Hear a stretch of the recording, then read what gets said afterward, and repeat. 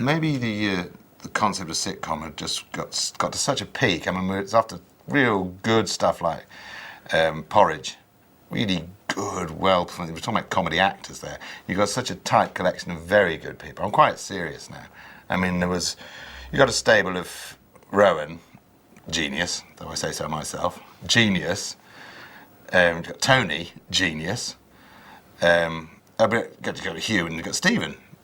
I mean, never mind about me and Aid, you know, geniuses, of course, way up there. But I'll tell you who's my real... Oh, you shouldn't have favourites, it's not fair, but someone who particularly... it's the character of Captain Darling. That's who really... I mean, if anyone really wants to take my trousers down to the wash and tear them inside out and really make big love to them, I'm talking about the three best actors in England, Tim, Mac and Ernie. Because Tim, Mac and Ernie, three actors playing one character, that's Captain Darling. I think you ought to see a clip now. See that? That's funny.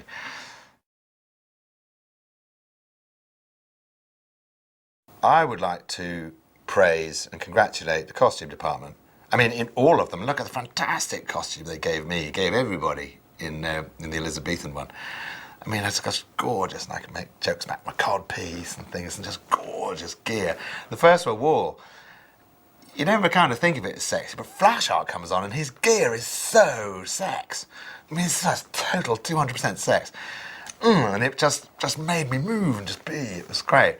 I got such a fabulous costume, such fabulous sets, fabulous casting. I've got Miranda Richardson. I've got like one of the actresses. I get to go, Miranda Richardson, without being sexist, obviously. When I was working with Rowan, yes, of course there's a rivalry there, because I'm thinking, he's funny and I don't understand how he can be funny. Maybe he's thinking, that bloke shouts a lot louder than me. I can hit him with a gun, I can shout about myself, I can talk about my... I know you can't say genitals on television nowadays, but I'm talking about my genitals. And where's Rowan? Rowan can get his laughs from just 2 words, or just a raised eyebrow, or just his stasis. I can't do that, because that's how it was. There you are at Stalingrad. But eventually, maybe that's a bad image. I mean, because we're standing next to each other and sort of combining and making a beautiful flower instead of making love. Instead of making war, I mean. I'm talking cobblers, aren't I? Yeah, I'm talking cobblers. Happy Christmas. Now my Christmas present for the people. Not many people can do that, especially with the downstairs equipment. But then we got that mesh then when we got Rowan and I fighting in the trench. The only thing that worried me, you can see my foot moving a little bit, which shows respect for him, when I jam my foot on him and it's supposed to have dog poo on it. I know you can't say that on the television, but I'm just going to say it because I live on the edge. Dog poo. All right? I am an anarchist. And I move my foot slightly. The reason I do that is because I was worried about my moustache.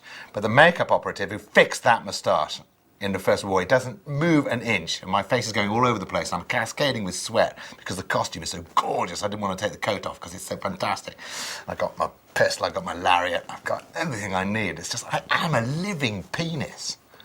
It's just, can you imagine who would give you that freedom and those lines?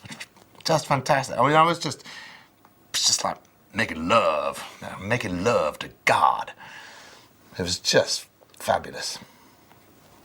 The point I've tried to get to twice is that after all that shouting and all that leaping around and shouting and yelling about myself and how great I am, I grab Bobby and I leave the room and I'll go off and say something like, hooray! And he goes, good.